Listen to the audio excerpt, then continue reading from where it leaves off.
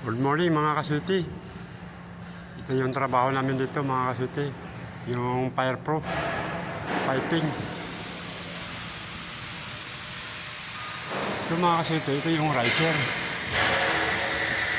Ito yung supply ng tubig papunta sa taas.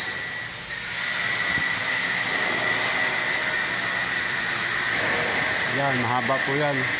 So ang pinakaming supply na tubig nandito. Yung pinakatangke niya.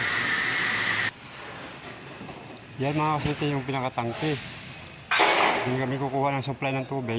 Maglalagay kami dyan ng jack pump. Tapos dulugtong kami ng tubo dyan. Yan, tubo na yan. Papunta yan doon sa pinakamin niya. Ito naman ang dadala ng tubig papunta roon sa mga linya niya papunta sa taas. Dito siya dumadaan yung linya ng tubig.